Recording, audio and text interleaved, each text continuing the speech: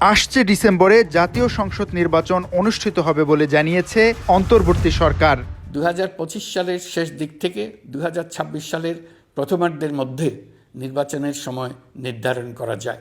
নির্বাচনকে সামনে রেখে দেশের জনগণের মাঝে নিজেদের শক্ত অবস্থান তৈরি করতে ব্যস্ত সময় পার করছেন বিএনপি নেতাকর্মীরা। আগামী নির্বাচন যে রাজনৈতিক দলগুলোর জন্য সহজ হবে না সেটি স্পষ্ট। ইতোমধ্যেই বিষয়টি জানিয়ে দলের নেতাকর্মীদের তৃণমূলে কাজ করার আহ্বান জানিয়েছেন বিএনপির ভারপ্রাপ্ত চেয়ারম্যান তারেক রহমান।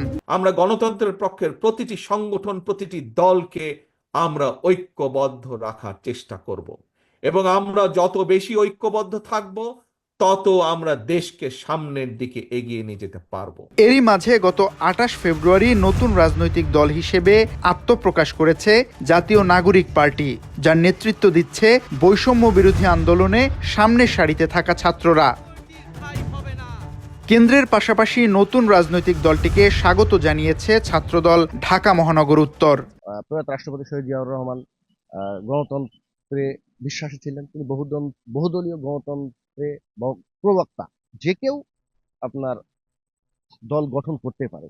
ঢাকা মহানগর উত্তর ছাত্র দল, এ ব্যাপারে আমরা তাদেরকে সাধুবাদ জানাই। নির্বাচনকে সামনে রেখে নিজের সহযোগী সংগঠন জাতীয়তাবাদী ছাত্রদলকে নির্দেশনা দিয়েছে বিএনপি।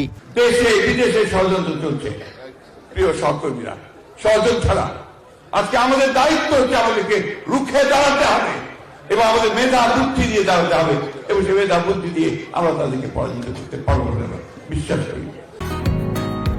বসুন্ধরা, উত্তরা, বনশ্রী, কুড়িল ও বাড্ডা সহ রাজধানীর বিভিন্ন স্থানে অভিজাত ও অত্যাধুনিক মানের ফ্ল্যাট কেনার এক নির্ভরযোগ্য প্রতিষ্ঠান প্লেজেন্ট প্রপার্টিজ লিমিটেড।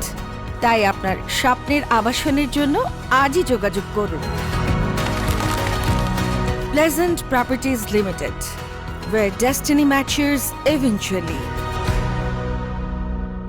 জনগণের মাঝে দলের বার্তা পৌঁছে দিতে এবং সাধারণ ছাত্রদের মাঝে নিজেদের ভালো অবস্থা দৃঢ় করতে কাজ করছে ছাত্রদল ঢাকা মহানগর উত্তর।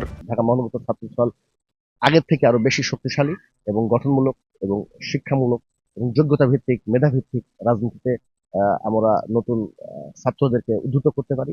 সেই প্রক্রিয়ায় আমরা ইতিমধ্যে ঢাকা মহানগর ছাত্রদল কাজ করে যাচ্ছে। ছাত্রদল এবং বিএনপির ভাবমূর্তি যাতে নষ্ট না হয় সেদিকে কঠোর নজরদারি রাখছে ছাত্রদল ঢাকা মহানগর উত্তরের নেতৃবৃন্দ।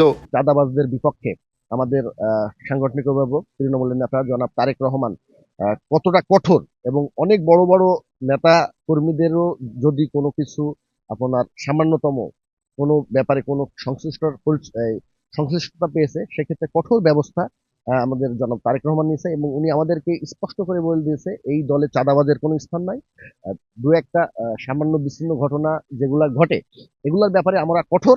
দলীয় প্রধান তারেক রহমান ঘোষিত 31 দফা জনগণের কাছে পৌঁছে দেয়া এবং নিজেদের সংগঠনকে আরও শক্তিশালী করতে তৃণমূলের ছাত্রদের সংগঠনে সম্পৃক্ত করাই সুপার ইউনিটগুলোর অন্যতম কাজ বলে জানিয়েছে ছাত্রদল ঢাকা মহানগর উত্তর। শামীম চৌধুরী, ভিওডি বাংলা, ঢাকা।